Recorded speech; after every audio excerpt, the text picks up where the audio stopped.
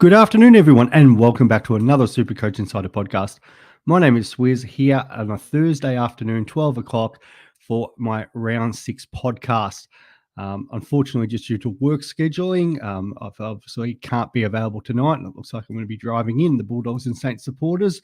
For most people know that I do work on the train, so have that commitment tonight. And if I can't usually commit to Thursday nights, I will try on a Friday, but looking through my team and just looking through some of the questions I was getting DM to me, so many were affected with your trades to do with tonight's game. So I thought, well, if I don't get on today, some of that information is going to be pretty useless come tomorrow. So 12 o'clock, I'm messaging and talking to a few people. It didn't seem like that actually worried them. So it's good to see some people already jumping online. But if you can't get online, hopefully you get to watch this before tonight's game. As always, check us out on all our social media platforms, in particular YouTube.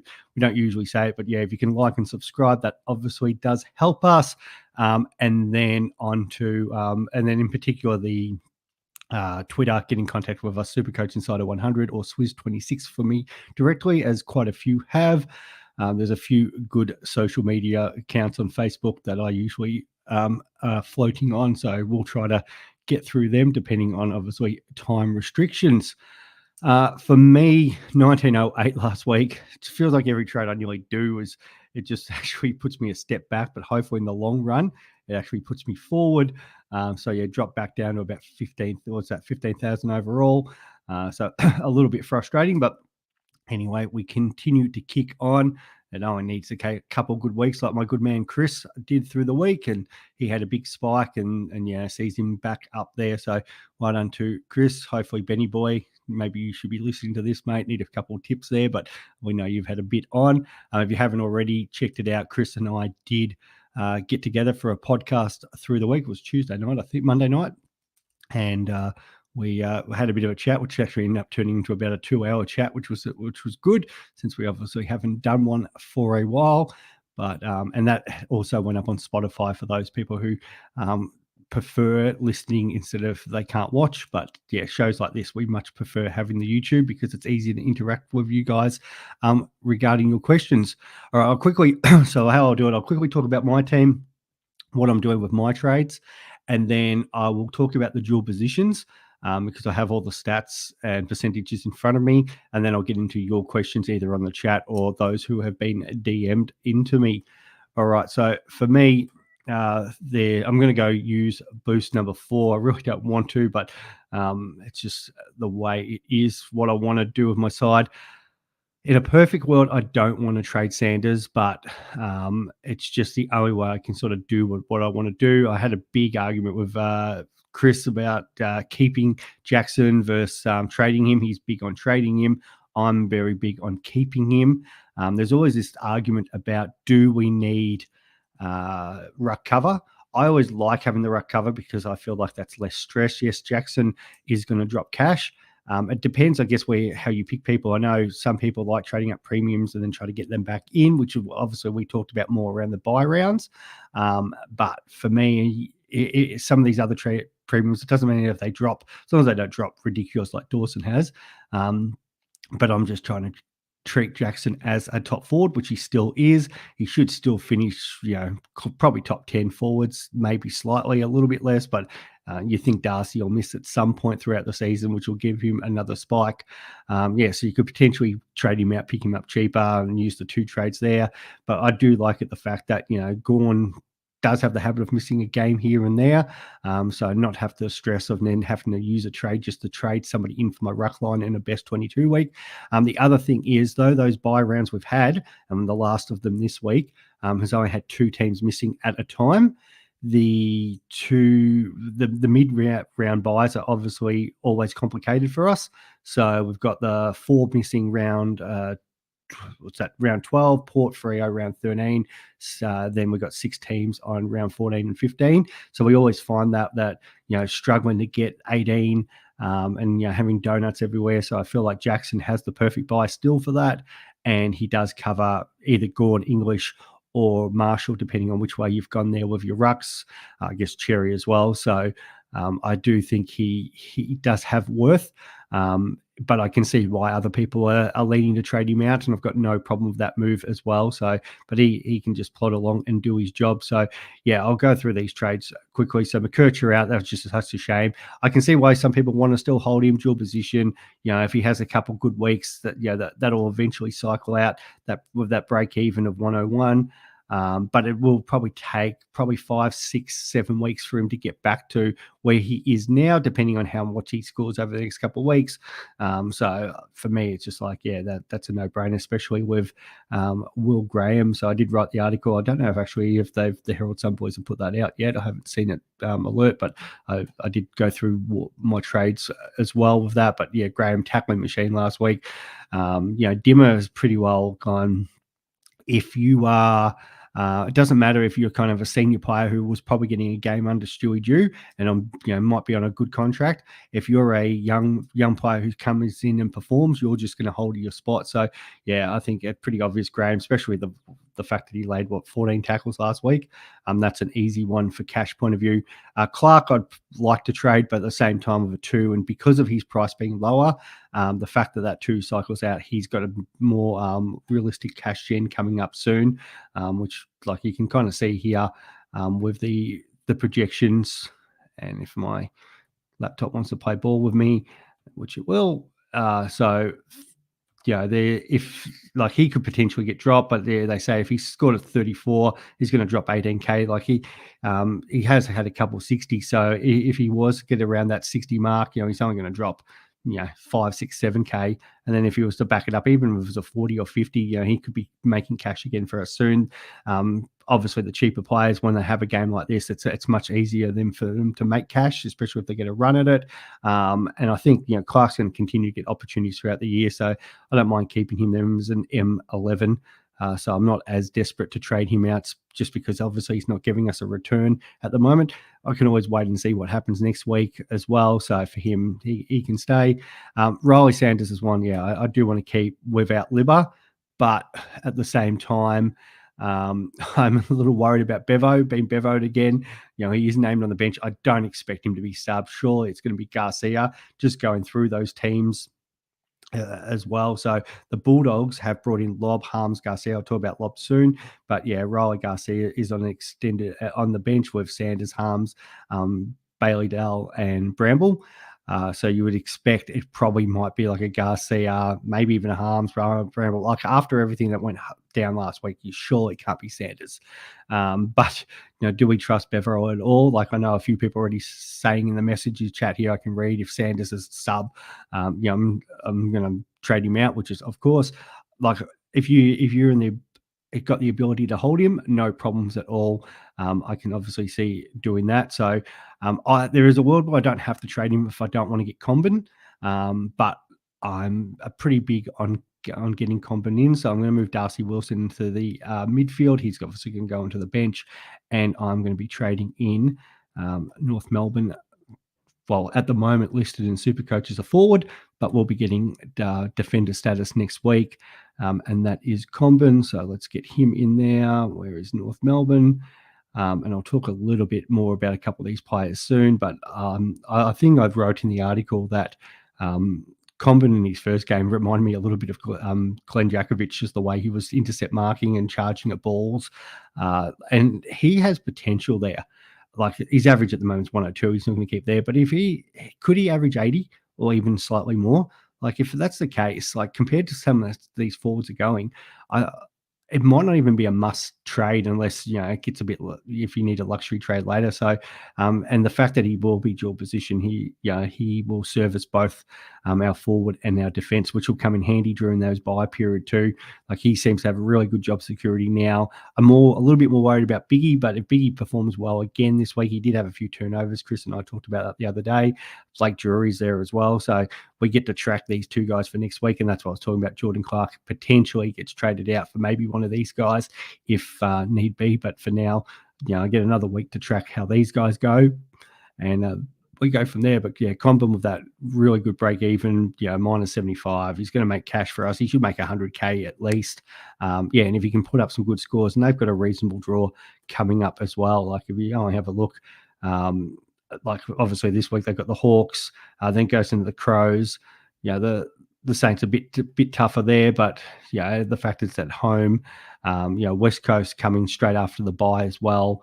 It's not like they've just Geelong massively in form, and in the Lions I know, obviously can put points up against anyone, and they've got a really good forward line. Like as much as Hipwood's been struggling, Danaher is one of the better centre half forwards in the game, and the fact he got 129 that week just shows what he can do. So I don't want to bypass on him. And the third one getting out of my side is Cadman. Again, a guy I could potentially hold, but he's probably got one more week of cash in him. But he's up against a good team in the Blues. He has been getting up the ground a little bit more. But I feel like it's not a great matchup for him this week.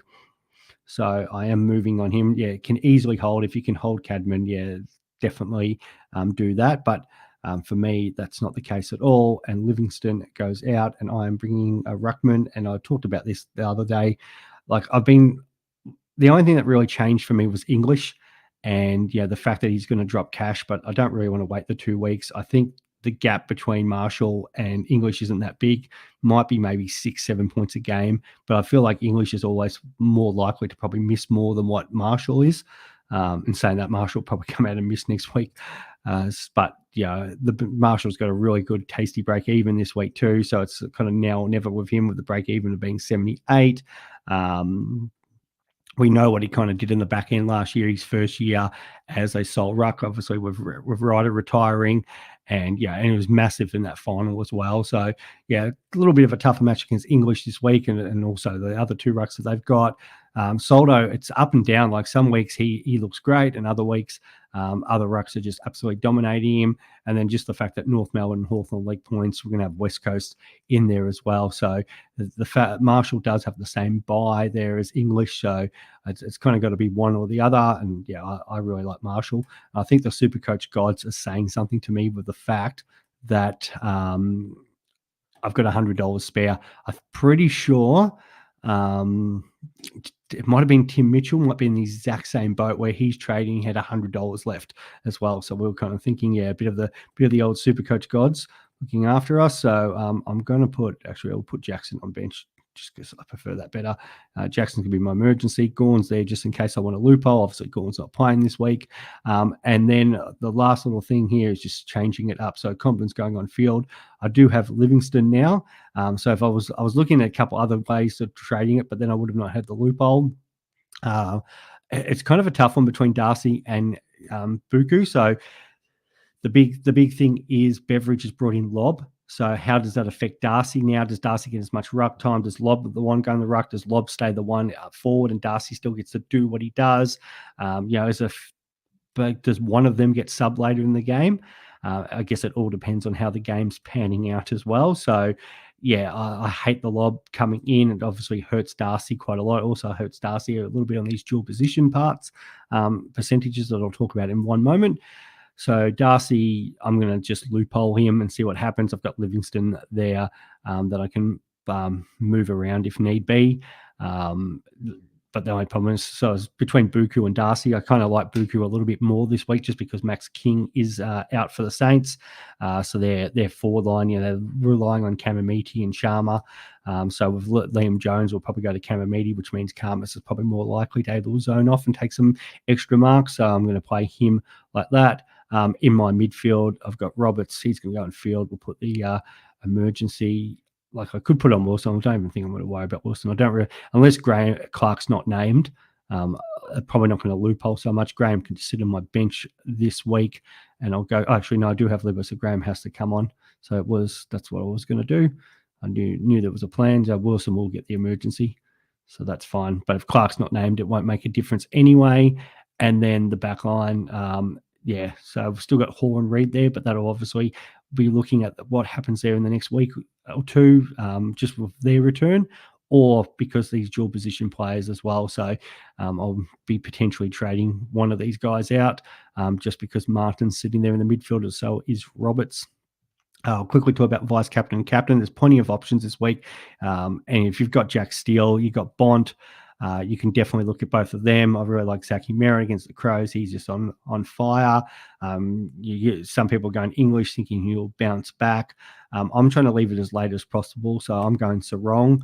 Against West Coast, Eagles have been, obviously it was pretty good the last couple of weeks, but I have to look at what Isaac Heaney did against them back a couple of rounds ago.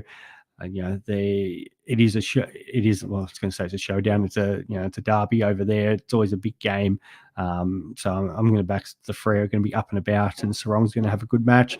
And I'm going to go Heaney. There's a bit of discussion about if, do the Suns give up points or not? They've been pretty good, but pretty good against sort of, against games which they've obviously dominated, like the Richmond game, for example. But you only have to look at, like, Laird got a 124. I think Bont was either 136 or 138. So they've still leaked some points to the main midfielder. Even Tom Green went 109 against them. So I've got enough confidence with Heaney. We know Parker's not back this week still, so I think as a backup option, he's still pretty solid there. So, that is me in a nutshell. And we'll see how that goes. The way it's been going, it's been disastrous. I heard somebody saying they might put VC Closey, and it's probably the best thing. Libba, hopefully it's only a 1 week concussion. They did say, that they're not going to rush. I'm a little bit worried because they are playing Freo next week away. So does, the fact that if they have to put him in a plane, but, if the Bulldogs were to go down tonight, they probably want to rush him back as well. So just hope, like, he's got a real decent draw coming up. I know they've got the Hawks and the Tigers. Obviously the Tigers are just leaking so many points at the moment. So if the Dogs have to get on a roll and win, they're going to need him in there. So I'll back him in, as much as I'd like to have a Still or a Merritt. I just got to hope that they at some point start dropping low games and Liver the Pod does something for me. So that's where that is for me. All right. So before we get on to about your questions, and as I said, there is a ton of them, and I appreciate everybody's jumped on. Let's just quickly talk dual position, because this is what a lot of the questions have come in. I had people messaging me today about this. Oh, and also apology if you hear a little bit of banging. I do have a bit of construction happening at my house at the moment. All right, so we know after this round 6 and into round 7, the first dual positions will be happening. The next one will be after round 11, before round 12, so before the bye rounds happen. And the last one will be after round 17, before round 18. So the dual position, there'll be 2 other rounds for it, but this is usually the biggest one. So the first one, the main one, and the biggest question I probably have is Jason Horne-Francis. He actually dropped his forward time by 1% last week. So he's down to 29% forward, 71% midfield, which means I think he needs 53% this week against the Pies to pick it up. You'd have to hope that for whatever reason he's up there playing forward most of the game.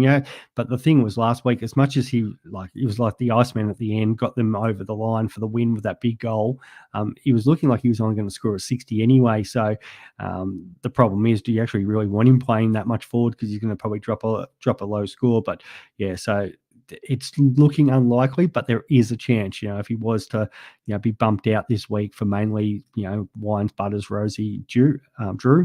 I think a few people who went early on that will have be holding their breath.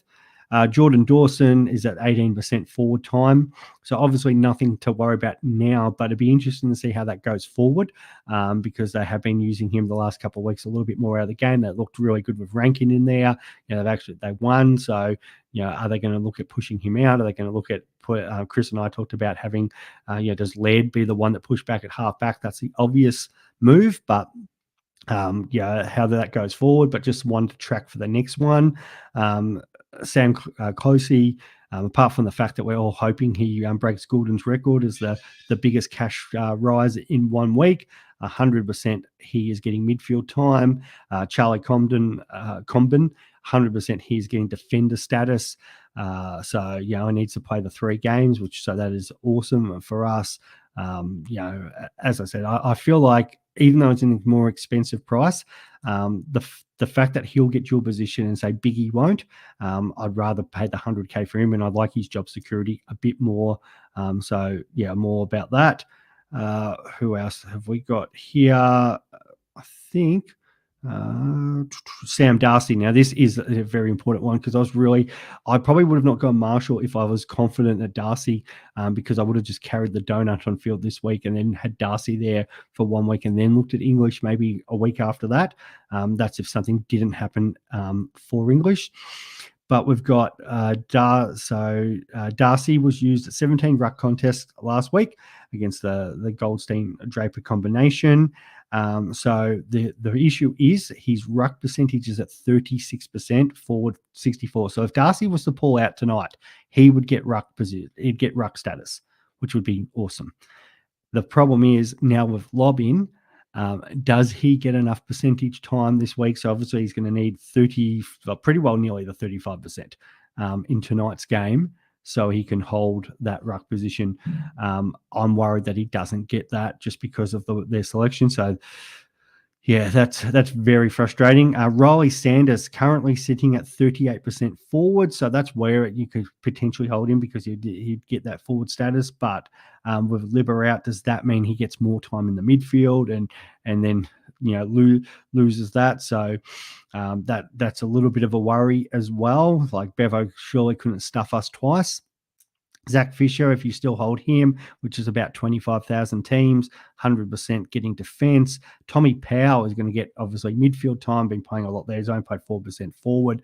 So, again, there's another forward we're going to pick up.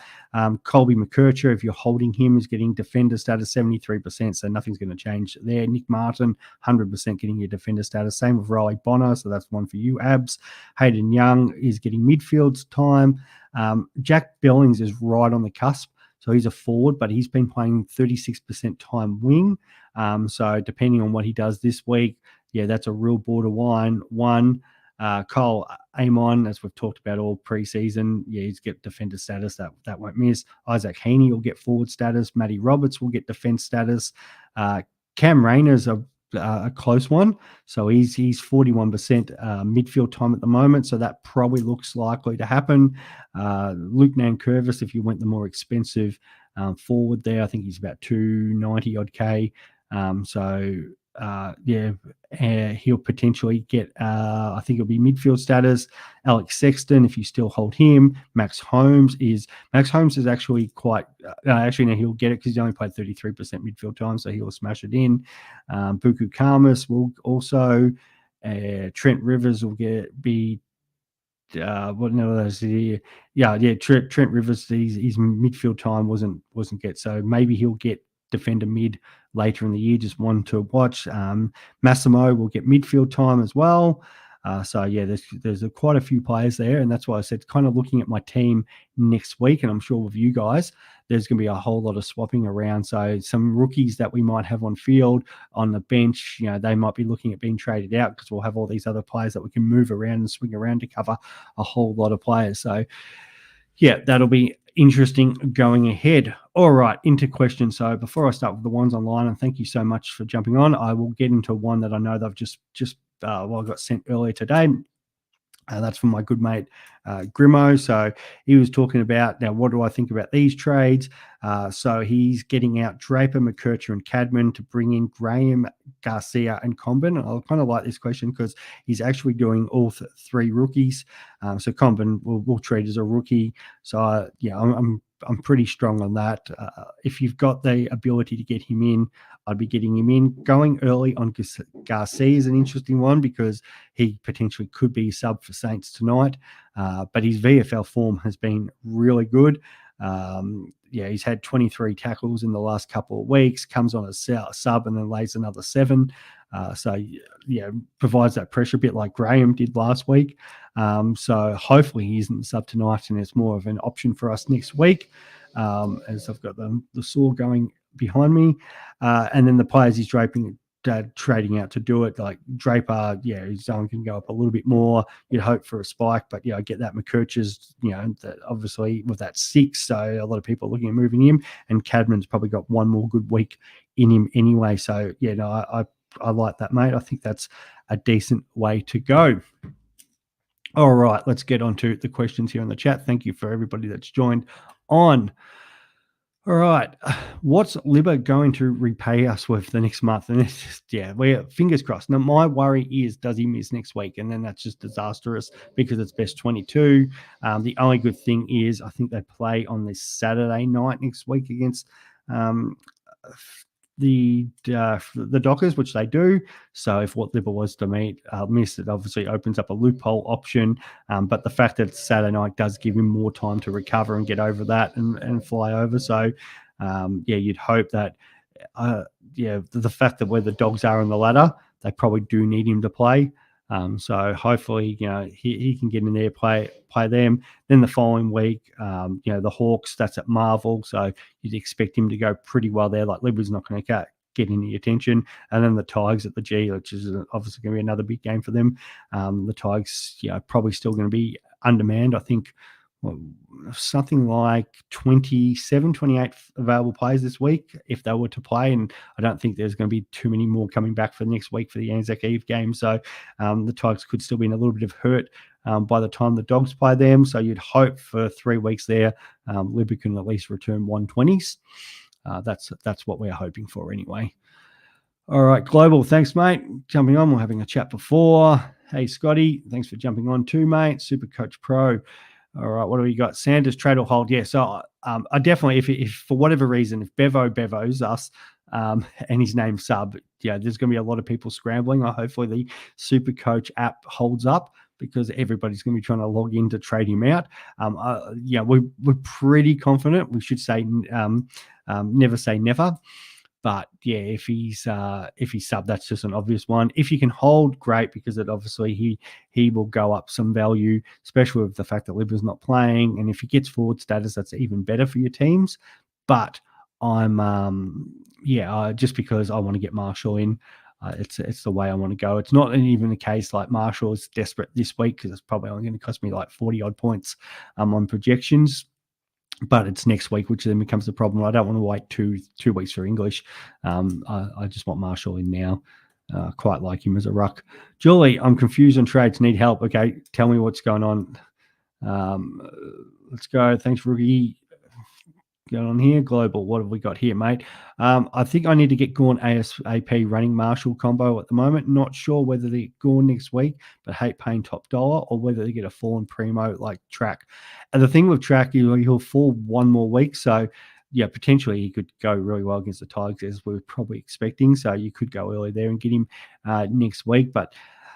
The hard thing is, and it's not just about Gaunt, it's about paying top dollar. So a lot of the conversation at the moment is, do I go get Merritt? And Merritt's got his draw opens up massively. Adelaide, Anzac Day is a massive game for the Bombers and the Pies, and for our whole country, really.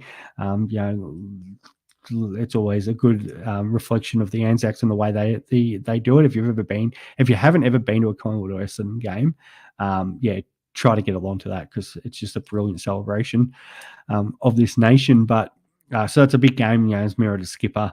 And then, their draw after that, they've got North Melbourne, West Coast, Richmond in there. So kind of owning Merritt would be awesome. But at the same time is how many of these guys can we keep pushing and paying top dollar for? It just Merritt 666. So a few people are saying I might stay away from that just because of the number. But if you sort of get him over somebody who like a Petrarca who might drop into the 500s, that's another 80k. And you do it again and it's another 80k. And are we going to run the risk later on of not able to getting a full team together? So I think there comes a point, a bit of a tipping point, where how many guys can you keep chasing at top dollar? And Gawn's, as much as he is dominating and he looks awesome, 700,000 is an extreme lot to pay. Like he can continue, like a couple of these matchups he's got coming up. He can continue to go well. But the problem is if he only needs to drop one score like he did against the Swans. And if it's a 72 or whatever, his break even will go through the roof, and then you can get him on the way down. And maybe potentially if you're looking at this and you've got Marshall and you're looking for a second ruck, well, Timmy English is going to be there at 580 around that mark anyway. So can English sort of get close enough to Gawn? Yeah, probably. Like there's a world where obviously English last year outscored Gawn. He can do it again if it goes well. Now, it's probably not looking as likely this year just because of the fact that English is sharing ruck time.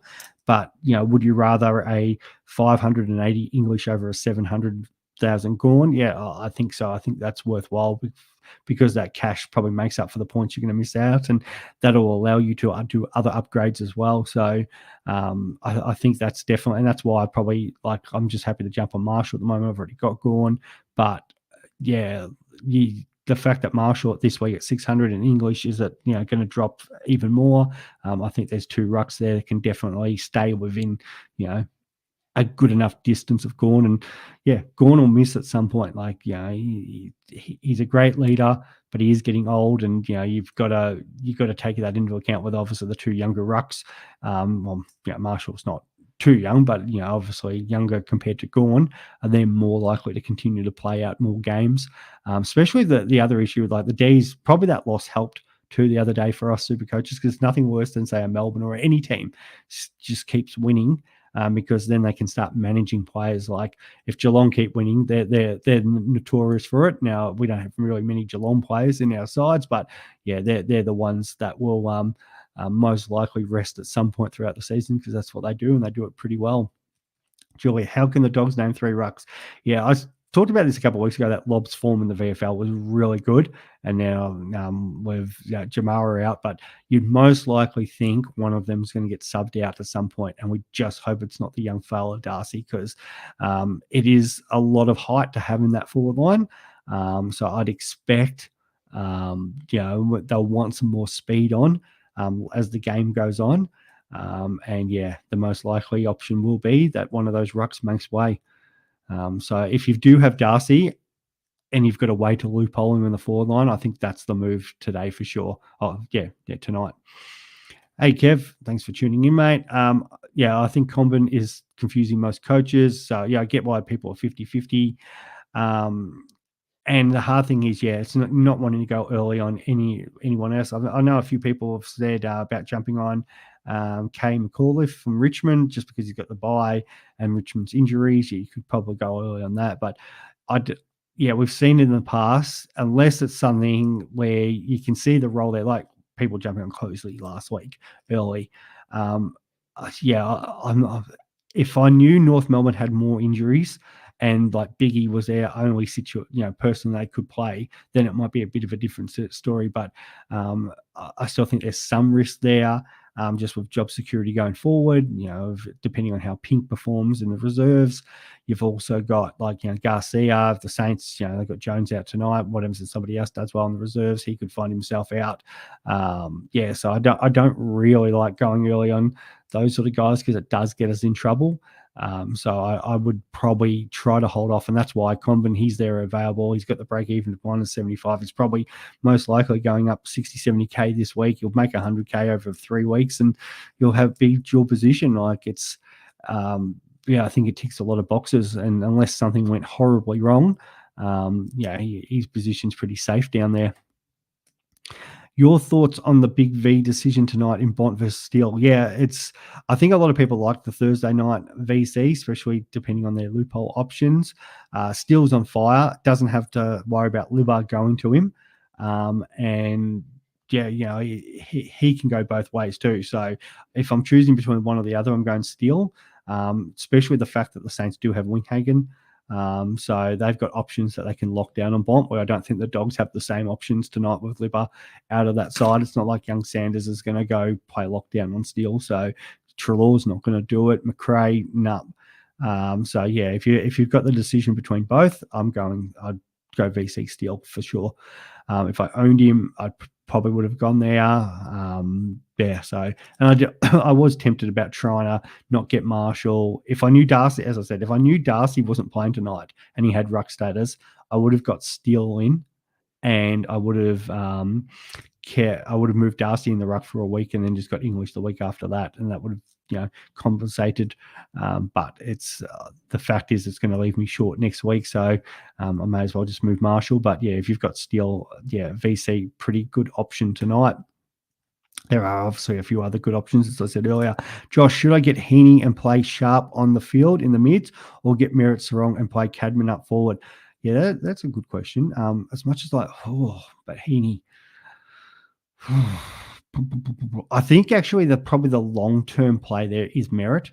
Like you'll probably move Cadman on next week. As much as the short term right now seems Heaney, and Heaney is flying and looks good, the fact is, as much as we don't think he's going to be completely moved out with Parker and then eventually Mills and those players coming out, because why would you? Heaney's probably leading the Brownlow at the moment, so he's absolutely flying. But if I had to choose between Heaney or Merritt, I'm getting Merritt because that draw is brilliant. He's flying as well. Okay, so you've got 1 week where it's most likely Sharp's going to go better than Cadman. So, yeah, you're going to lose some points, but the most likely thing is Cadman's probably just going to go cycle out of your best 18. And, yeah, you're probably not going to be – you probably get affected by like 20 points because of it. And then Merritt – in the end, gets probably more than Heaney this week as it is. Like we hope Heaney goes well against the Suns, but I like Merritt as a VC option. So if you have him, I don't think the Crows are going to put up too much challenge there. Merritt probably goes like, he might go 130, but it's more the next few weeks too. I think Merritt over the next few weeks should do better than Heaney just because of that fixture. Like he could towel up some of those teams big time. So, yeah. Relevant. So I went through all the dual position players before, and a lot of them are relevant. It just I guess it's also team dependent. Like, so, I could talk about Buku and Nick Martin and those guys, but a lot of people might not have them. So it depends who you have. But for us, obviously, I think everybody has Roberts. So Roberts will. And as long as Bevo doesn't stuff you, Sanders will be there as well. If you can hold him, McKercher will get it. But it's just a case if you want to hold him, if you want the extra dual position player. So I've answered that one. Will, leaning towards trading Crouch given I have the trades money. Yep, cool. I can only bring in a midfielder. Yep, like it. Who's your top primo this week? So of your list, Merritt, Dunkley, and Sarong, my list would be, I think, Merritt, number 1. I like Rao better than Steele, and then I'd have Steele third. Rao is flying. It's that new grade of Suns. Like Dimmer, Chris and I talked about the other day, is how good of a coach is Dimmer. The fact that he just coaches a game plan with the cattle that he has. Could be getting more cattle with the fact that Rioli went and apparently toured the Suns facilities the other day on holiday up there. But like Rao, it's not a must get break even of 91, and they are playing the Swans, but he's just a contested beast. And after this, like he's playing West Coast, he's got the Q Clash, then North Melbourne. So there's a couple of real juicy games. They obviously have to play North Melbourne twice, West Coast twice. They've got Richmond at the end, and he puts up some huge scores against some of these teams. Like he's been pretty consistent against the Swans, back-to-back 119s. But three of his last 4 games against West Coast have been 171, 165, and 157. So he just loves playing the Eagles the following week. If you own Rao, he's the biggest lockers either. Well, actually, when are they playing? The following week. Let's do that. He's playing on the Sunday, so he's probably the biggest lock at home as a captain as you can get in round 7. That's depending on what Gorney scores against the Tigers. I really like that. So I think it's, if you've already got Steele, Merritt or Rao are the two. Sarong's a solid choice, but I just think I've got them ahead. And Dunkley, it's not that I want to discount Dunkley, but I think he's probably 5 points less than all those other guys. Hey, Dan, thoughts on going early on Biggie this week? And Chris and I talked about this at length the other day, just about the fact that Biggie did turn over the ball a little bit. He did look a little unsure. Now, maybe that's his first game. The fact that he's come from Richmond, I have watched him in the reserves a few times. I wasn't completely disappointed. I was probably more happy when CCJ left more than what Biggie did, but I wasn't like completely upset that Biggie left as well. Does have a few flaws in his game. I hope he does all the best at North Melbourne. But I think he's the more likely one to push out than someone else. Like he only had the 3 turnovers, but a couple of them weren't great. But maybe he grows into the role, keeps getting better and better. So I just don't personally like going early. So I'd probably say no to like the Jury Garcia, Biggie, as much as that could leave us potentially short chasing them. If you're going to probably go anyone, at least it's McCall if you know he's playing midfield next week. As much as he doesn't have the early price rise, he does obviously open up another loophole option in the midfield, and Richmond's midfielders aren't coming back anytime soon. Like, we're just stuffed with injuries at the moment, and that's not having a sook about it, just that's reality. It's Richmond have a whole lot of injuries, and obviously options for the umpires. Like, if we kind of go through it, there we've got Jack Ross is still 8 weeks, so that's the next person to come in. Hopper is potentially a chance, but he's been a test for a couple of weeks, so we'll have to wait and see with that. So that's probably the only real issue there. Like, Taranto's missing for 8 weeks. We know Presti is not going to play anytime soon. So they're the main ones. And even the reserves, like you've got someone like Juddy Clark who's gone for the season, so it's probably the next person coming in. And then Sonsi seems to be used, in that sort of sub option each week. So I don't really see too many other options pushing him. It's kind of with Taranto out, it's realistically it's Dow right now. With sort of Baker, they want to play Bolton forward more. So it's pretty well. McAuliffe is nearly probably the fourth banana in there, so they've probably got no choice. And where Richmond's at, like, why wouldn't you just keep playing him? It wouldn't make sense not to.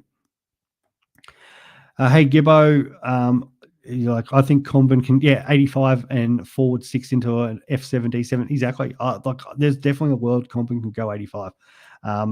We talked about this at absolute length about the fact that no Zeeble and no who's our favourite player? Aaron Hall down there this year. You were hoping Zach Fisher would be the man. Zach Fisher comes in as the halfback, and he's still been all right, but kind of butchering the ball and that. But they don't have any other key defenders as well. Ben Mackay leaves, so there's a massive hole there, which has left North Melbourne to be worse from that point of view. And the way they're playing too, like Clarko's letting them play attacking. So I really like the fact that they've they're trying to play some attacking footy, so these young fellas can sort of flourish and show what they can do going forward. But I would really like the fact that they go the flip side of that. They turn over the ball goes into defence. Comin can hopefully take intercept marks, and if you're taking enough intercept marks, which he did against the Lions, you're gonna get ball. There's going to be areas where North are going to probably have to sit there and say we might have to play slow and chip the ball around, which probably helps him as well. I think there as a forward option at that price, it's just fine. All right, Mike. Thank you so much. He sent a donation through, so I really do appreciate that. Keeps the show running here. I've got Gawn in English. I want to trade English for Marshall and bank the 50K. He was woeful. Out of 10, how unwise would this move be? If Chris is watching right now, he would be sat there and go 0 out of 10 for the move. How unwise would be a 10 out of 10 for unwise. Just because the fact of, you'd expect English to bounce back. Okay, he's going to drop cash, but I personally don't think that's worth a trade. Okay, so big deal. He's going to the 50K. He's going to probably drop. Well, I think it's about 40-ish K, but I wouldn't be wasting the train just to go English to Marshall. I think there's probably other ways you can do your team, and like we're all going to lose 50K here, or there's rookies we're not going to have, and we're going to miss stuff like that. So. Okay, English was bad for a week. He does have the other couple of rucks there, but I think that's more the fact that he was up against Goldstein. Goldstein is such a great defensive ruckman. You only have to see like the scores. Like when Marshall played him, he put up his lowest score for the year, which I think was 79 off the top of my head. But it was definitely in the 70s. So, Goldie's been a really restrictive. English versus Marshall tonight. I don't think they're both going to be restricting each other. They're probably going to try to get back. Well, English will probably be around more that link up around the wing. He moves around, all around the ground, where Marshall will get back in defence and try to take intercept marks, kind of like Gorney does. So I'm not as worried about those two trying to defend each other, where more it's a case of they'll just try to impact their teams positively. So, try not to do that, mate. Alrighty, Mikel. So, would you reckon Rao instead of Steele for Crouch? Only thing is Steele as if you've got the difference between Steele and Rao, I'm probably going Steele just because if there's a world where you can get both of them, because Steele's obviously his break even's better, and Rao because of the break even of 90 can potentially do a move to get him in next week. But I think long term, I expect Rao to slightly out average Steele because of that fixture. Rao's probably got a little bit more of the yo-yo with his scores. I've been a bit surprised that Steele's gone the back-to-back 140s, but he did play against Richmond in one of those games. It was awesome last week against the Giants, but it is his old club. We know players get up for their old club. So, yeah, let's see. It's definitely something I don't mind with Steele, but Rao, contested ball. And when he goes big, God, he goes massive. And he will go massive next week against West Coast. And if it's not necessarily West Coast, he'll go massive against North Melbourne. They've got a couple games coming up in Darwin coming up. And because it's slippery conditions, it's always contested, it's low scoring, so you're not getting the Supercoach points for the goals. Those points will be even more crucial for Rowley there. So, as I say, I like Rowell. I'm a big fan of him, but there's no issue with getting Steele as well. Like probably the thing with Steele, your safety in numbers, if you kind of, it also, there's a little bit of debate here because depending on where you rank as well. So the hard thing for me, if Steele keeps going well, I lose ground on the top. I'm not catching him up. But if I can bring Rowell in, I'm hoping Rowley can outscore him because that's how I'll probably get the leg up. And if Steele has a bad week, then Rowell, obviously helps me move up points. If Steele outscores Rowell, well, I'm in the same position. I'm still further behind. If you're up ranked in sort of the top 1,000, it's probably safer to go Steele for now and stay with the group and then try to, do other things to slowly make your rankings up, where Rao's probably slightly a little bit more of that risk just because ownership of those of the top 1%. But yeah, I can't ignore that Gold Coast draw. So either way, but yeah, I think if you can do both, get Steele this week, Rao next week. If you can't, then yeah, I think Rao's a pretty good option. Chris, VC English Trust. Chris, you came on last week, mate, and you said, how much is English going to score? And I was like, yeah, he probably can get 140, completely forgetting the fact that Goldstein's going to restrict him. And we talked about before, I'm like, what if English stinks up, mate? And you said you're going to probably have a cry in a corner. But yeah, he did go 139 against Marshall, and that's the whole thing because they won't play defensive against each other. They will go more attacking. So, yeah, I can see both of them scoring pretty well tonight. Julie, are we worried about Tom Green dropping cash? No. Oh, well, he's going to drop cash, but I'm not worried about premiums. You're picking them as season players. I don't want to be trading in and out premiums. And there's that whole question, what Mike said in regards to, do I trade an English to a Marshall? Yeah, Green, break even of 181. Most likely he's going to get there. He's got a high score against Carlton, 145. Most likely, let's just say he drops a 120. He drops maybe 27, 28, 30,000. And then potentially the next week drops 20,000. Great. If you don't have him like Chris, you pick him up for 580 and you're like, yeah, happy days. And it's because of that one, that 72, and every player's going to kind of go through that. That's the one side of it. But like, I feel like if you're trading him out, if you keep trading these players out, even though the fact we started with 40 trades, at some point we're going to probably run out trades. I don't mind the fact that you're going to trade someone out. Let's just say it was this week because it's a Melbourne Richmond game. Or, for example, if Libba had a break even of 160, 180, the same thing, and he was missing a week, it's a different story because not only are they missing the week so you're not getting the score, but then they're going to drop cash as well. The fact that Tom Green's still playing, he's just a premium. They're going to go up and down in price, but the price only matters once you sort of trade them out. And so if he got down to 580 and you traded him out, okay, you've lost money, but he'll bounce back. So I'm not sort of worried about him going up and down at all. So he's just a hold. And he'll have bigger games to come as well. And the hard thing with guys like this, you don't want a situation where you trade them out. And we've seen this, like Tom Stewart's a great example where he's had got a break even of like something stupid, like 150, 160. And then he comes out and scores like a 170 and all of a sudden actually goes up in cash. And if that's the case, then you're just going to be hating life because here you go, you've traded a premium guy who has the ability to score huge premium numbers. And then you're going to be scrambling to try to get him back when you're trying to actually do other upgrades. So I think you just hold. Don't worry about that sort of stuff. Hold Your Ghost. That's a cool name. I'm thinking of taking the risk on Yo. I didn't start him because obviously the injury risk. Now he's gone over to Dubai. Things are working out for him. It's the first time he's played, I think, over 5 in a row for, I think somebody said it was 5 years, 6 years. Might have not been as many as that, but yeah, it's definitely been quite a while that he's played 5 in a row. He can keep going. Like any player can string games together. It's just that the risk with him, so you're always going to have that risk. So I didn't want to trade him in just to trade him back out. The price is still good, but as long as there's that potential that you're going to have to trade him out at some point. Like the other part of it is it point chasing? Because he's just had his highest score in ages because he played against Richmond seconds. Let's be real about that. And West Coast obviously have injuries as well, and they've been struggling too, but it legitimately was Richmond seconds.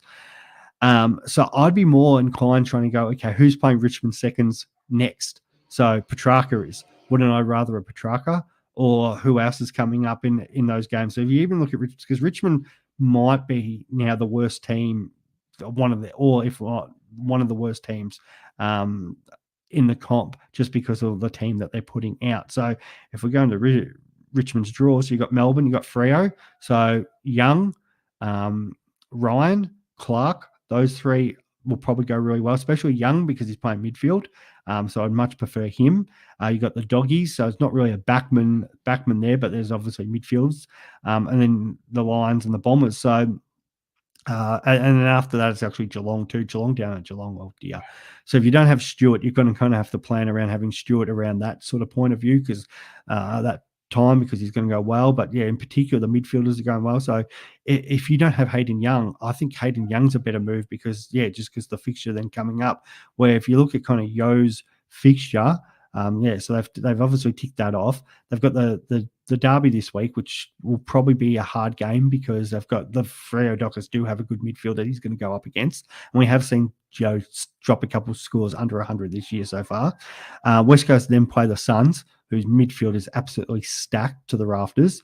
The Bombers potentially Yo could go head to head against Merritt there. Then it's the Pies and the D. So there's not really too many easy games for Yo coming up. So I feel like, if you're somebody like Chris, again, who started him, took the risk on him, and he did awesome. Well done. I tip my hat to you. But I don't think chasing the points, even with the break even of 14, he's going to make some cash, but he probably gets up to 600K and tops out there. But I just don't know about the scoring. He's got a couple previous high scores against these teams, but like the Suns he got 150 against the Suns 6 years ago. I think the one against Freo was 7 or 8 years ago. As well as he's been playing, it's a big ask for him to keep going there. He dropped an 82 against the Dogs. Dogs have an awesome midfield. He dropped 96 against Port. Port have an awesome midfield. Swans have Heaney, but a couple of midfielders missing. Obviously went well that week. Richmond, nobody. So, I don't know. I feel like it's a bit point chasing there. And then you've obviously got the added risk just because he's a high injury prone player.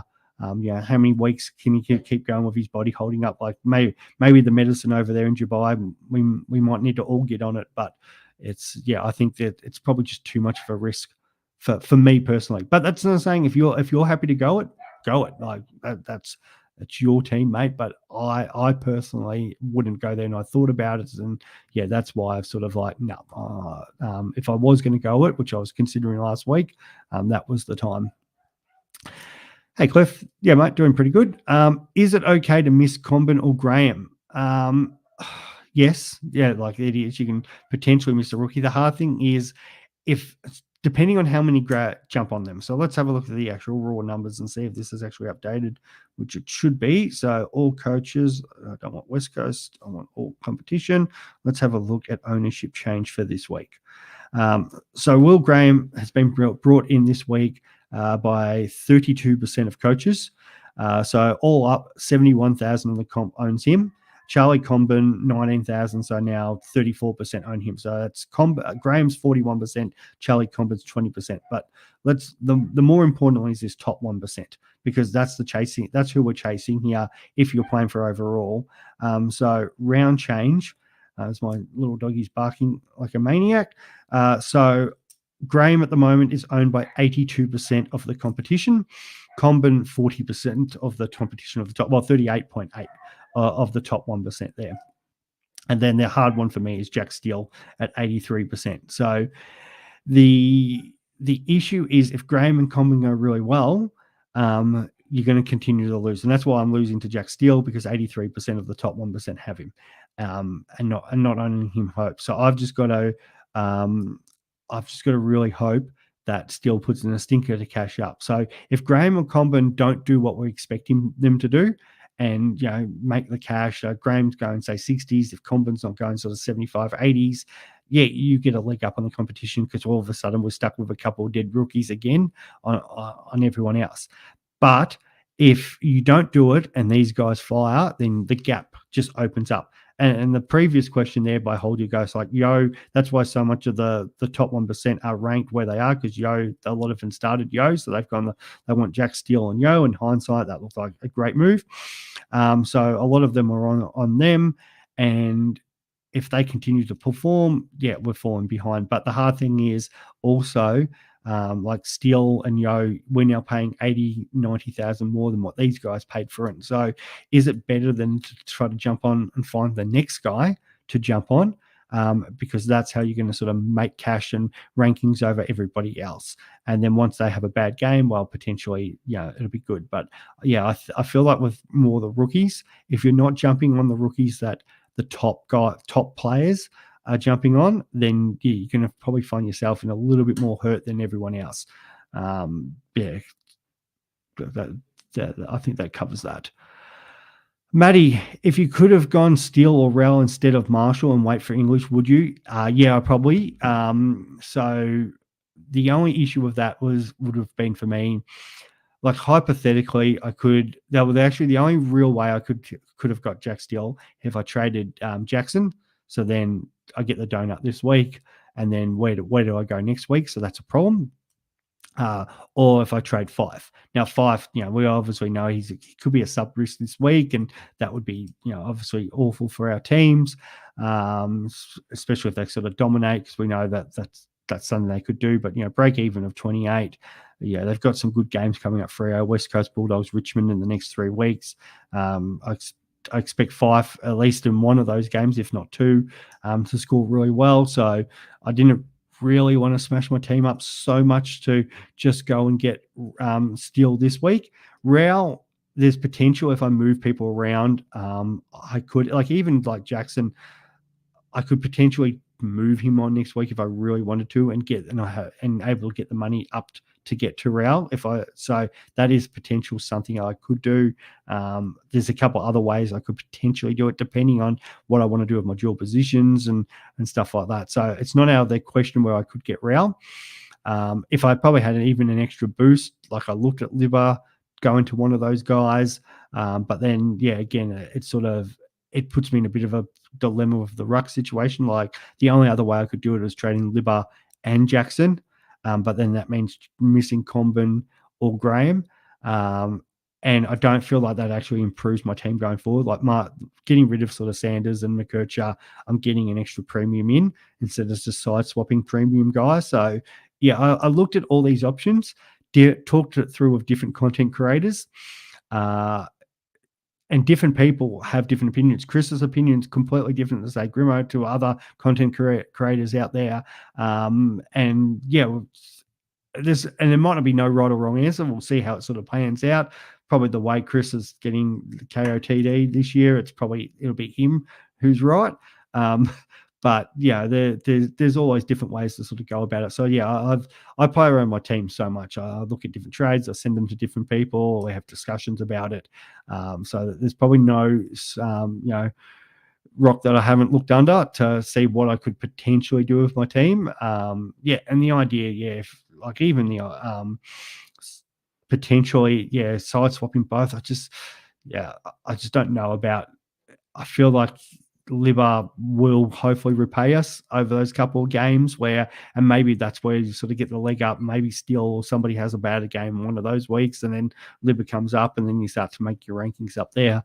And the other part is I feel like if I'm side swapping just to do what everyone else has, how am I sort of moving up? I'm just keeping with the pack that everybody's got, and I'm not moving up any of the points. So, yeah, there's a whole lot of sort of thinking that goes into it. But I do thank you for the suggestion.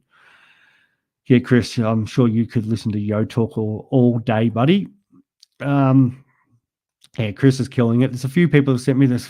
Yeah, that's always it. Like it's pretty tough at the top. We know Emily and JP are both former winners, and a lot has to go right, but they've got to make a lot of good decisions as well. And yeah, they've both done really well, and they continue to back it up. And the people up the top, it's a long season to go, but we'll hopefully they keep marching on. Let's go here. Alex, thanks, mate. Yes, I am well. Glad you and Chris were back the other day. It was awesome. Always love seeing them chatting. It was frustrating that I went to Queensland and didn't chat with both of them, but it's all good. I've chatted with them in person, a lot of drinking and everything else, but actually here talking podcasts, it was good to jump on. Heaney at 638, still an option via Cadman. The one thing with Heaney, I didn't say before, as much as I like the other guys with scoring, the fact that Heaney's break even is 50, like he could jump to 700k for sure. But then if you're debating that between one of the other midfielders, obviously I did recommend Merritt or a Rao or a Still before. But yeah, at 38, still an option via Cadman, Flanders D1, Dempsey, Darcy, Reed, Comin, that's good. Or would I go a Walsh? No. I'm not as huge on the Walsh. Like Abs and I had this huge discussion about that this week. He's huge on Walsh, thinking about 130. I think, Chris, you were thinking, was it about 110, 115 off the top of my head?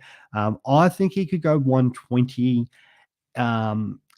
when not taking into account any games where he could be injury affected. So games where he's fit and firing and there's no dramas, I think he goes averages 120. But then you take out if he gets games which he subbed out early, or if he cops the back injury reoccurs and he has less time on ground and stuff like that. So then that will massively reduce his average. And I don't kind of know how much. That'll all depend on when those injuries happen. If it happens 5 minutes into the first quarter, obviously it'll make his average come way down. But yeah, I think Walsh, his best year was 117. He was fully fit, did the preseason, everything like that. I think he's even a better player now. And he's Carlton's best midfielder and Carlton's best player. But I do, again, it's like the Yo thing. I'm worried about the injuries, and he does have a lot of them. So I think the risk is high there. They do have a really tough draw coming up, the Blues. So I would rather I'll watch him this week to see what he does up against a GWS team who we know is a very good team. At home, the fact that if he can, I feel like if Walsh put up like a 110, 115, 120 this weekend, I probably just pass, because I feel like there's other options there where I'm like, yeah, cool. I can probably pick up a Goulden, a Petrarca, who I feel like is just a bit more safer going forward. But if Walsh put up a 160, now we've got a different story. But I want to see him do it 2 weeks in a row. How often do we see players go and put one big score in and then the next week it's not? So as much as, yes, you can bank the money and get mass up next week, I would prefer, like, you're still going to have because what are they, 60k difference, so you can still have 220 in the bank. You could potentially boost and still get a player up for mass if you really wanted to. So I'd go Heaney if they're your two choices over Walsh. Thank you for putting the Walsh question up, because we haven't had that yet. Julie, I don't have Flanders. Everybody's missing somebody. Probably the miss I did was I was so big on getting Flanders in the forward line, and I probably missed Steele. And Flanders has been putting up great numbers for me, like 125, 116. The problem was also I traded Harley Reid to him, and Harley Reid, ever since I've traded him, has gone 91. And what did you get last week? Like 108 or something like that. It's just killing me because now the gap between what like the Flanders to Reid gap wasn't that much in the end. So, but still, like Flanders, he's still going with the ton run, yet to drop under 100. Some great games coming up too. So if you don't have Flanders this week, Julie, break even 81. So he potentially is going to go up for even further. You might need to have him for the next couple of weeks after that, because we've talked about the Gold Coast draw, and I wouldn't want to not own Flanders for that run that they're about to have. Rookie coach AFL. If you don't have Heaney, Merritt, Butters, Ryan, or Whitfield, who would you prioritise getting this week? So I've said, I said earlier, Merritt. So I like Merritt. Who are the Dockers playing West Coast? So the question is, how much ball does the defender see? Actually, how have the other teams been going in defence against West Coast? Let's have a quick look at that. Because is Ryan a must? Like Ryan's just been killing it every week. We know that, but Houston a 114, so it wasn't crazy. And the thing with Ryan as well, he didn't do much for 3 quarters last week, and then just finished on an absolute heater at the end. Whitfield 124, so you're probably looking maybe a 120-ish this week for Ryan. Ryan is flying, but against the Dogs here again, Williams did pretty well. A couple of the other guys in defence. Is the way they chip it around, do you think that, do they try to take the ball game on a little bit more? Whitfield, I can pass. I'll put him last. Butters, I think Butters is pretty solid. Playing up against the Pies midfield, he'd probably do well again. So let's go rank Merritt, Heaney, Ryan, Butters, Whitfield in that order, just because I think Merritt's the better midfielder with the better draw. Heaney does have growth. I just like Merritt over Heaney, but the guy's obviously flying. Ryan looks like he's going to be the top defender, but he's going to put a stinker in there at some point. I feel like he'll drop cash, and hopefully it's this week. Hopefully they try to play a little bit more attacking, just because they've got the opportunity to go against West Coast. They've got to release the shackles at some point. And Ryan, that was going to be his game last week until that last quarter happened. Whitfield, I'm not as hot about. I think there's probably other defenders that you can potentially jump on. Which rookies? So this is Sinkic. Which rookies would I field this week, or depends what you field. So a lot of you guys will have Harley Reid, so you'll have him on. For me, I'm going to have Comin. I'm going Karmas over Darcy, but I'm going to loophole Darcy. So Darcy's going to go into probably nearly goes into Fife. Probably got more confidence with Comin.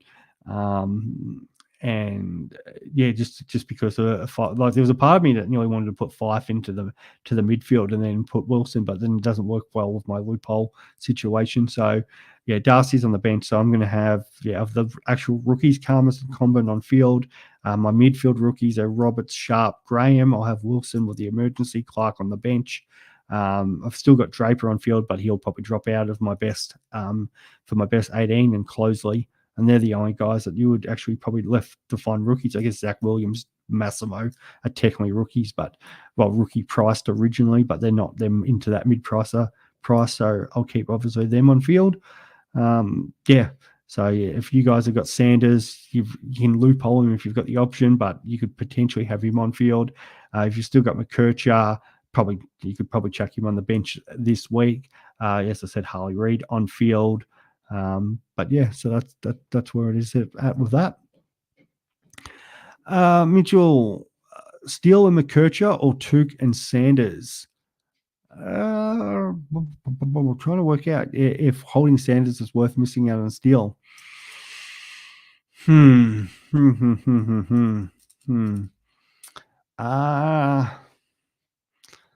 a good one. That's actually really good. Do I prefer Steele or Tuke? I like Tuke's. I like the Suns draw. Like I'm more on Rao, but Tuke's draw does get good. Like Steele's draw is good as well. Oh, I'm really debating over that one. Can you boost and trade both Sanders and McKercher? I don't think. Well, I'm trading Sanders, so I don't think it's a must hold. Like he's potentially getting up cash. Well, like he's got, if he gets the right role tonight, then yeah, he could potentially reset his cash generation for sure. And then, Libba comes in. So what does that mean for him the following week? Maybe like McKercher, yeah, he'll eventually get back up to, he'll lose some cash and then he'll get back up to where he is now. And potentially take a small hit, even if you needed to move McKercher next week. They're both going to end up with, well, Sanders may end up with dual position, McKercher will. So yeah, I think probably you could easily move Sanders and get Steele and McKercher. I think that's probably the go. But at the same time, I was bigger on Took a couple of weeks ago, and the reason I was bigger on Took was because of the draw coming up. And I still don't mind the fact that I'm still leaning towards it, yeah, because the gap, I don't think Steele can keep putting up these 140s every week. It's just not going to keep happening. It's, he's doing extremely well at the moment. But like Took still put up a 133 last week. The only difference is Steele's break even's obviously better, so you could still potentially get Took next week. But the fact that again, Took West Coast, North Melbourne, we've talked about a couple of those games coming up, and he's been pretty consistent this season again. It's just that the problem was the 89 he put up against the Giants, and the same Steele put up 140 against them. So outside of that 50-point difference, I think they're probably tracking very similar. So try to work out, I guess, which rookie you prefer. If you want to keep Sanders, I like Took. Like I like the Suns, I like Rao, I like Took. So you could easily do that. I don't think Steele's that big. It's like the gap between him and like Took and Rao and that. I don't really see a gap going forward. I'd be shocked if Jack Steele just kept pumping out 140s every single week. Here is a guy who did have some struggles with injury. They do have a couple. The thing is, still, he does have some good games coming up as well. So North Melbourne, Hawthorn, West Coast. So that needs to be taken into account. But in between, they do have like Melbourne, Port Adelaide. They've got Port Adelaide actually twice in the next sort of 8 weeks. So there'll be a couple tough games going on. So the fixtures are much as oh, it's so hard. It's actually a really difficult one on that one. Let's give you a proper decision. Let's go Steele and McKercher. But then it also depends. Do you need Sanders who could potentially get forward status, or McKercher could get defender status? I feel like more people need the defender, so maybe it's Steele and McKercher just for that. But I do like Took. I'm a big fan of Took, and as I said, I can't see Steele just keep pumping these numbers out every week. Surely he's got to get attention at some point. So the Saints have got to drop one, and they've got to have a stinker at some point. It's just I've talked about the ton run. It just doesn't happen. Players just don't hit 100 every friggin' week. It's never happened in the history of Supercoach. Michael got 425 in the bank. Should I trade Bonner to Young this week? Well, Bonner will pick up defender status. So not a much, but yeah, you could definitely do that because obviously Young's playing West Coast, so that's fine. Or hold the cash to get a couple of fallen primos. Also doing the Meek to English trade in a few weeks. The little bit of Meek to English has worked out really well for people who got on that. Like Meek probably didn't go up as much as you wanted originally, but the fact that English is dropping, it's worked out. Could have not worked out any more perfect. I'm really annoyed I didn't end up going through with the boost from McKercher to Meek last week, because that would have worked out perfect. I could have just had Meek again this week and next week, and I would have not got Marshall. I would have just held him. So it's the way it goes sometimes. But, I really like that. I think Hayden Young's a good defender. But if you're eyeing off certain premiums, at least this week, this is the thing, because it's best 18 anyway, so score's going to drop out. Can Bonner get close enough to Young? He probably can. Like, Bonner's scores have been fine. He obviously had that one game where he butchered the ball 17 times in a match, and he still actually scored pretty well. 72 last week. You're obviously a little bit frustrating, but he's put up 2 tons. He's put up an 88. What could he potentially again tonight? Like if he puts up another 75, 80, and Young goes like 110, big deal. You lose 25 points this week, but the long term, is the fact that, if you've got the cash ready to go to, say, bring in Petrarca, bang, bring in, say, Goulden or somebody else who's dropped down quicker. I think in the long term you're gonna move your team up, and then Bonner just becomes a more of a luxury trade later on, like North Melbourne, Hawthorn, West Coast coming up. That's sort of the games which I think Bonner is probably going to go more on, because they're going to just let him have the freedom to run off half back. So hold it, play Bonner this week, meet to English. You're awesome, mate. I think you'll be flying, Michael. I'd love to see your team in 3 weeks' time. I think you're going to be flying. Liam, the devil on my shoulder is telling me what to do, and it says get Zerrett. My head is telling me to hold out for Stewart. Get Zerrett, 100% get Zach Merritt. Tommy Stewart, I'm sure we'll have the work into our teams at some point. But I'll be the devil on the other shoulder and say get Zerrett. Thoughts on Mass, McKercher, and Seth Campbell to Ryan, Comin, and Graham? Yep, cool, no problems. As much as I've seen a few people message and saying about trading up Mass. If you can hold Mass, great. But this is the whole thing. You can hold Sanders. You could easily hold all these guys.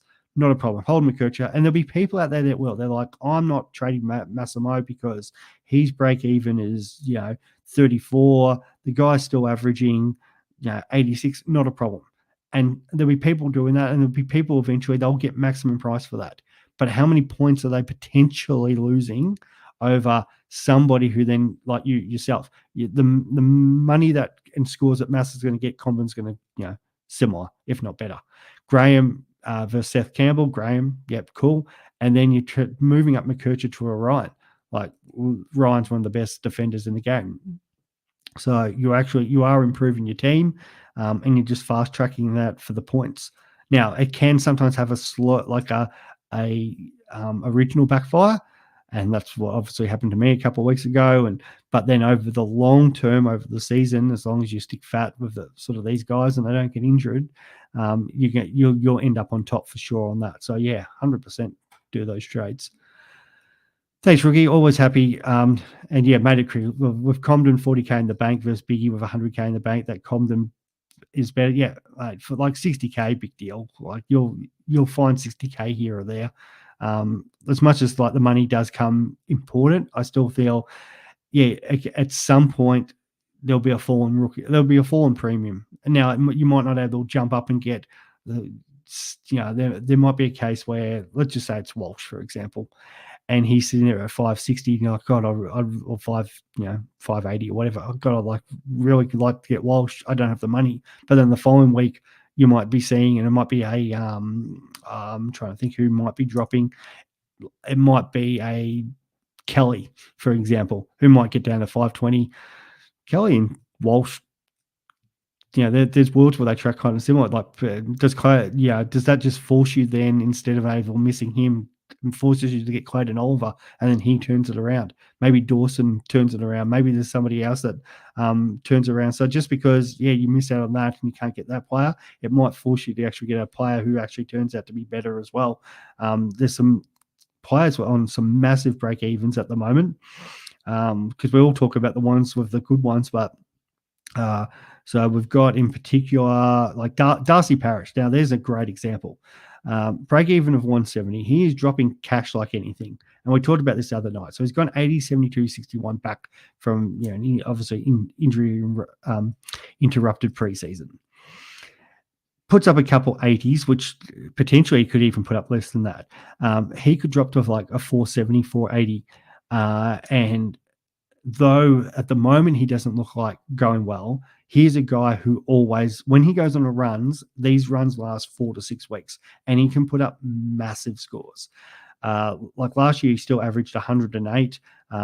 Did have a couple of slower scores, not as bad as like he's done so far, but as he sort of, a bit like Oliver, working into the season, gets his body right.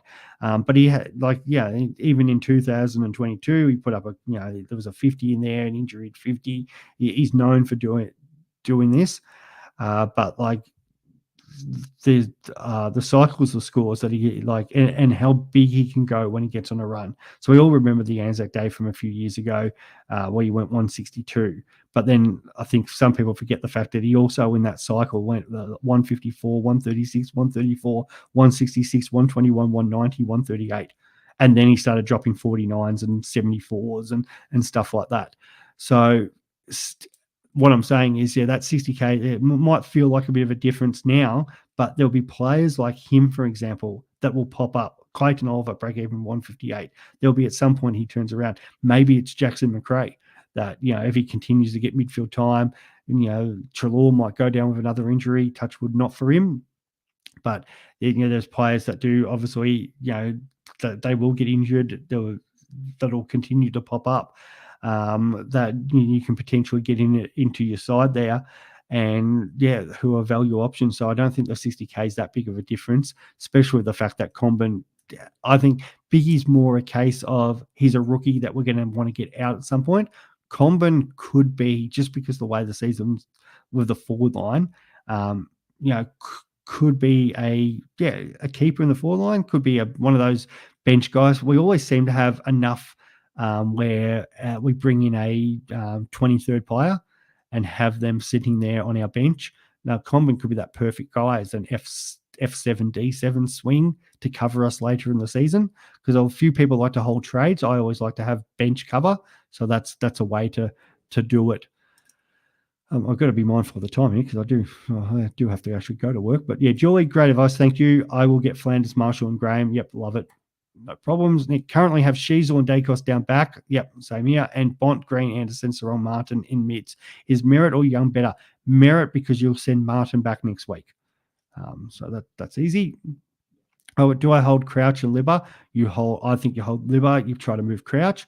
I really want Steele or Merritt. Just don't know if I should trade them, given they're both only a week. Yeah, I personally trade Crouch. And I've been pretty big on that. I feel like things have to change at Adelaide. He has low time on ground anyway. They look much better with Rankin in that midfield. So how does that go going forward? I feel like they can't keep playing Laird, Dawson and Crouch all in that same midfield. So something's got to give. Maybe it's just Crouch and the other two move out. But, I think Crouch up to Steele or Merritt's a massive win for you there, mate. Love the big picture thinking. Thank you, mate. First year playing, so and we're all different. And I've had some really good years. I think it's 5 of the last 7 years, absolutely flying. This year, not so much. You can always have great years, bad years, and stuff. But you always learn from it, and things go right. And hopefully, you're learning a lot, and it's great to have you part of the team there, mate. Callum, field Buku or Darcy this week. If you can't loophole, I'm still probably going Buku, but in a perfect world, you want to loophole Darcy. I like the defenders versus the Saints, but also the ceiling of the key forward. Darcy 100% would have been the guy if Rory Lobb wasn't playing. It really does hurt the fact he's scoring.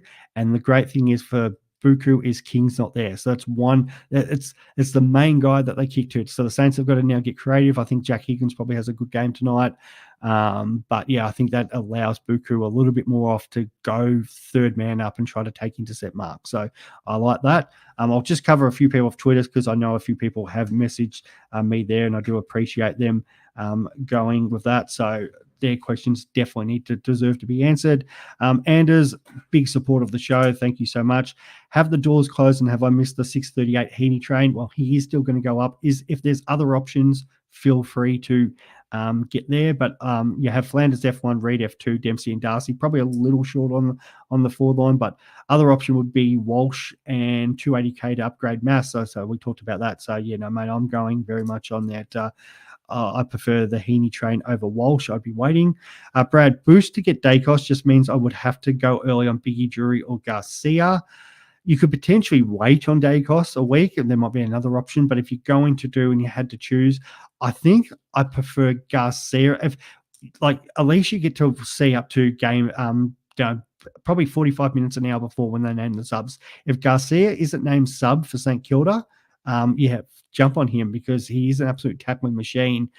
His numbers in the VFL have been really good. So I think that's one you could potentially go early on. A little worried about Biggie and Drury, just job security going forward. I think North could be doing some chopping and changing there at different points.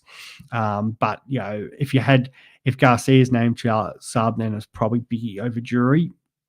If you don't have McCauliffe, you could also look at that, Brad. Engo, if you had one trade of Sanders or Dempsey this week, who goes? Trading out Dempsey. That's an interesting thought. What is he? One I'd probably do, that's always the case. I try to track a lot of the other players I don't own, but I must admit I haven't tracked Dempsey that closely. Break even of 33, still going up in money. Tougher draw coming up. What's he going to probably make? Yeah.